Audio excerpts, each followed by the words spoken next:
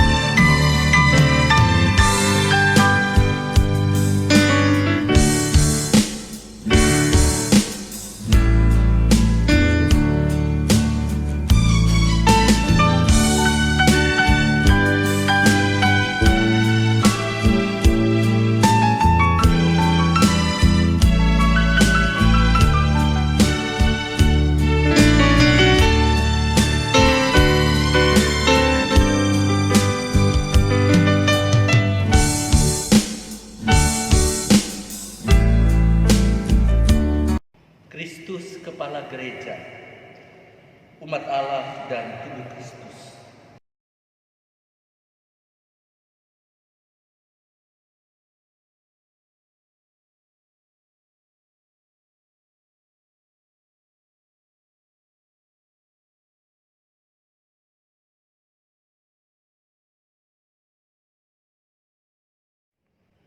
Salam Pasca bagi seluruh anggota jemaat Salam Kupang, baik itu di rayong Bapedase 1, Bapedase 2, Bapedase 3, Kutai Atas, Kutai Bawah, Anona, Batu Putih, Maupoli, Nekoten, Kebun Sayur, dan juga Waitona.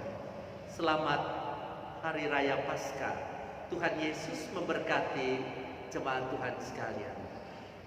Dalam keteguhan batin dan penuh pengucapan syukur di hari Paskah ini, mari kita berteduh diri di hadapan Tuhan dalam doa. Ya Allah, ya Bapa di surga, kami bersyukur di hari Paskah ini bahwa Kristus Tuhan telah memenangkan kami dari kuasa dosa dan kuasa maut. Dan karena itu Tuhan, dalam persekutuan syukur Paskah pada tahun ini, kami bersyukur di rumah kami masing-masing yang adalah gereja mini. Dan karena itu Tuhan, kami dalam syukur Paskah ini akan mendengarkan kebenaran sabda-Mu. Bersabdalah kepada kami ya Tuhan, karena kami telah siap untuk mendengarkan sabda kebenaran-Mu.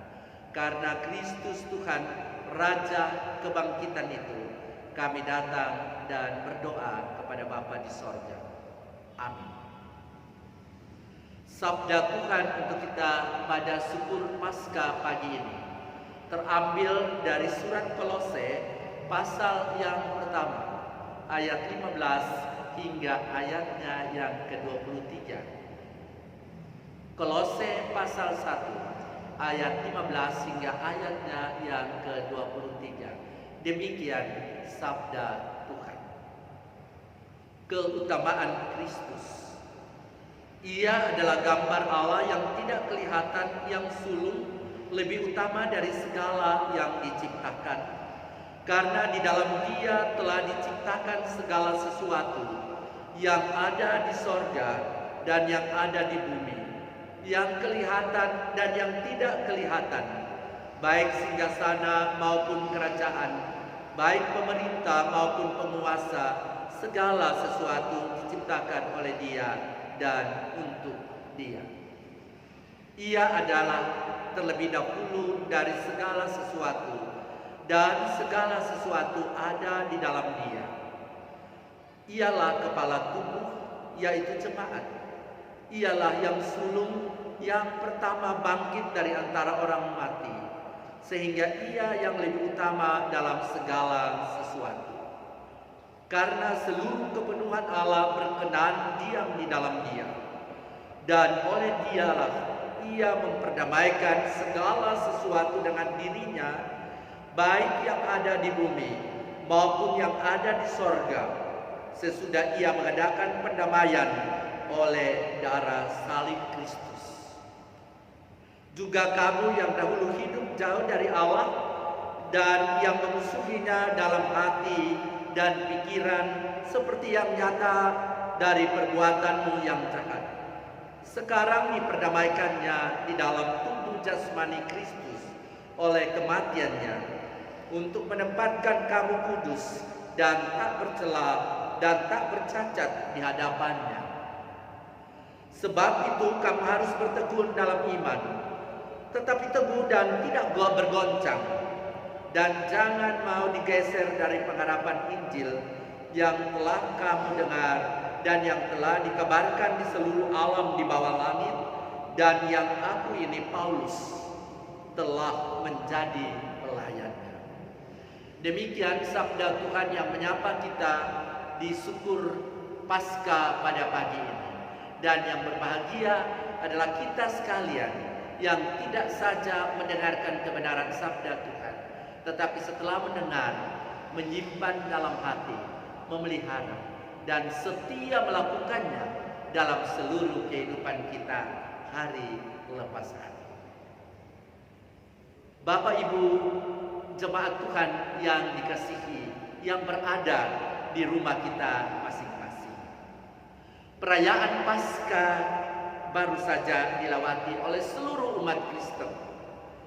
Suasana Paskah tentu berbeda dari tahun-tahun sebelumnya. Sejak Minggu Sengsara 5, kita menjalani masa mengisolasi diri akibat wabah COVID-19. Sesuai himbauan pemerintah dan gereja, kita diminta untuk bekerja di rumah. Kita diminta untuk belajar di rumah. Kita diminta untuk beribadah dari rumah. Suasana isolasi diri ini membuat kita seakan berada dalam penjara, atau kita berada dalam satu terowongan dan kita sementara menunggu kapan cahaya itu masuk dalam terowongan itu. Keadaan ini menimbulkan banyak reaksi. Ada yang menikmati situasi ini sebagai saat meningkatkan kualitas persekutuan bersama keluarga. Namun ada juga yang mengeluhkan rutinitas di rumah yang sangat membosankan. Misalnya, ada anak yang mengeluh karena ibunya yang tidak bisa mengajar seperti gurunya. Ini tantangan bagi kita sebagai orang tua. Begitu pula sebaliknya, seorang ibu mengeluh anaknya yang selalu minta dibuatkan kue untuk snack.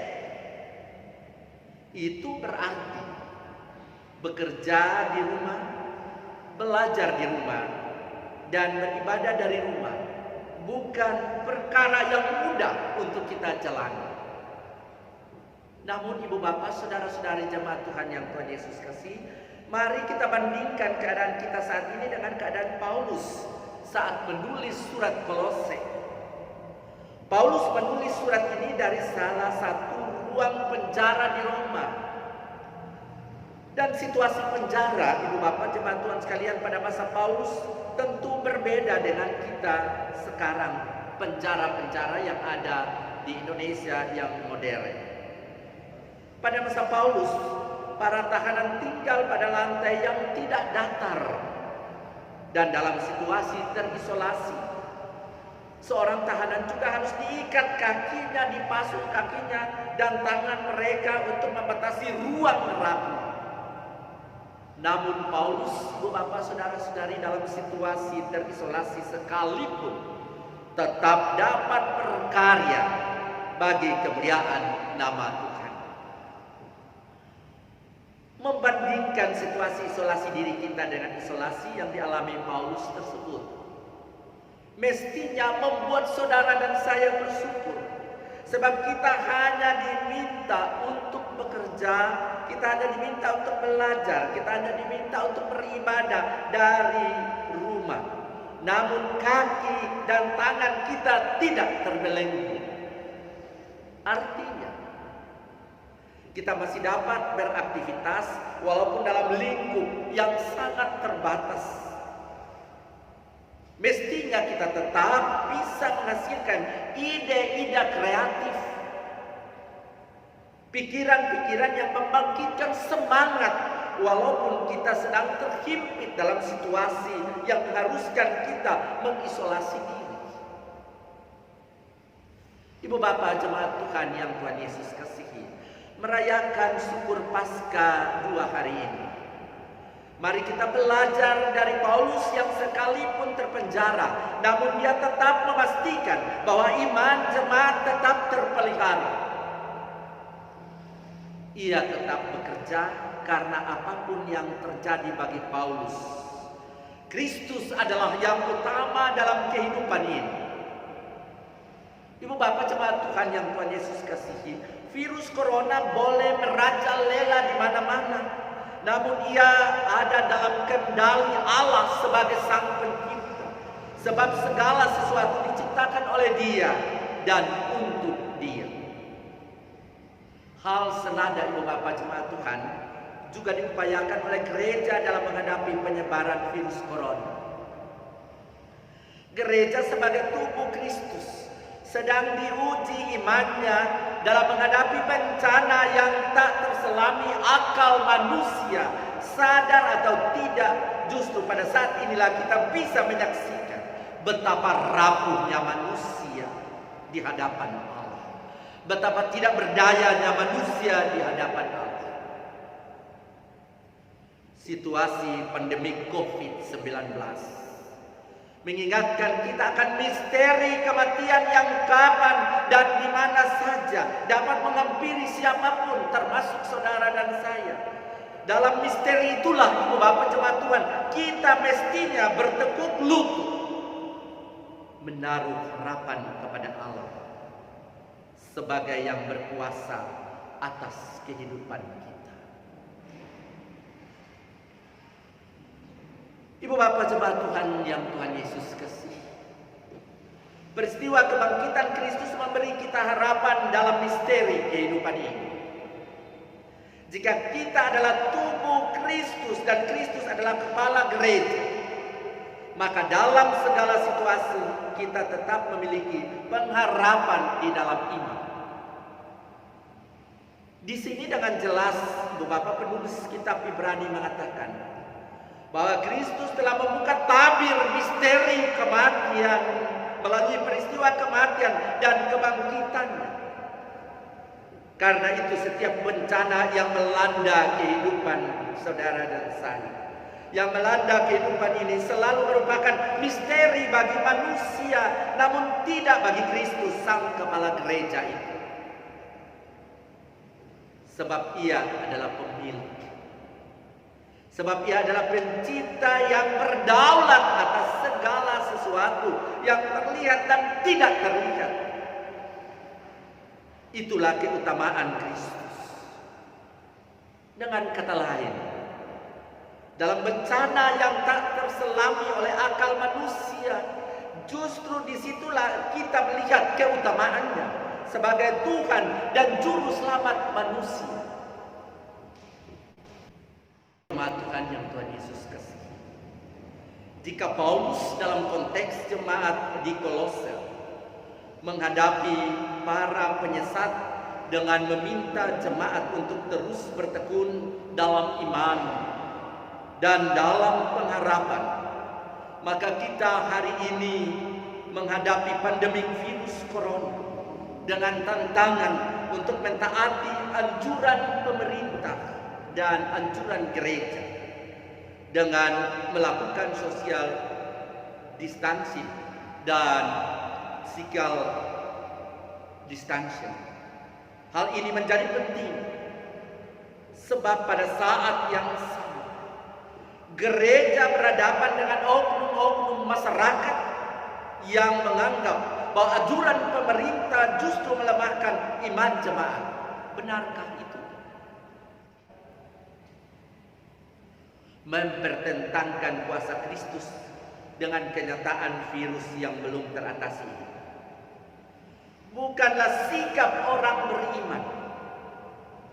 Pola ini tak lebih dari upaya memaksa Allah untuk menyatakan kuasanya atas kehendak manusia. Lebih jauh, Ibu Bapak jemaat Tuhan sekalian, tindakan tersebut akan melahirkan sikap mengkambing hitamkan orang lain atas persoalan yang terjadi. Karena itu, Ibu Bapak jemaat Tuhan sekalian, kepatuhan pada himbauan pemerintah dan gereja adalah upaya iman yang realistis yang mesti dilakukan secara sadar dan penuh sukarela. Dalam mensyukuri kebangkitan Kristus, dalam konteks kita hari ini adalah bagaimana kita mewujudkan solidaritas baru dalam semangat kasih Kristus. Solidaritas di saat bencana corona ini akan menjadi akta iman ketika kita belajar untuk mengembangkan hidup berbela rasa walaupun tanpa bersentuhan fisik. Peduli tanpa memandang latar belakang suku dan agama serta kepentingan-kepentingan. Dengan demikian, Ibu Bapak jemaat Tuhan, kita menemukan makna baru dari kebangkitan Kristus dalam hidup kita saat ini. Ibu Bapak jemaat Tuhan yang Tuhan Yesus kasihi, mari kita renungkan bahwa isolasi fisik bukan alasan untuk kita tidak lagi bertekun dalam iman dan kita tidak lagi berpengharapan. Begitu pula dengan isolasi sosial. Bukan alasan untuk tidak lagi mewujudkan kasih satu terhadap yang lain. Dalam ketekunan iman dan pengharapan kepada Kristus yang bangkit itu, yang telah menyelamatkan saudara dan saya dari kuasa dosa dan kuasa maut, maka kita mesti tetap bersemangat untuk menjalani hari-hari kehidupan kita. Sebab Ibu Bapak saudara-saudara, corona tidak mengisolasi iman umat Allah. Sekali lagi, corona tidak bisa mengisolasi iman umat Allah kepada Kristus, Sang Kepala Gereja. Karena itu, jemaat Tuhan sekalian, kita berdoa kepada Tuhan kita, pemilik hidup ini. Kita berdoa juga kepada saudara-saudara kita yang berjuang untuk menyelamatkan banyak orang. Saudara-saudara kita yang berusaha dengan sekuat tenaga untuk mengamankan negeri kita ini. Kita berdoa bagi pemerintah bangsa kita. Kita berdoa bagi gereja kita, yang dalam doa-doanya selalu mendoakan semua peristiwa yang kita alami dalam kehidupan kita hari lepas hari. Karena itu, selamat mensyukuri kebangkitan Kristus.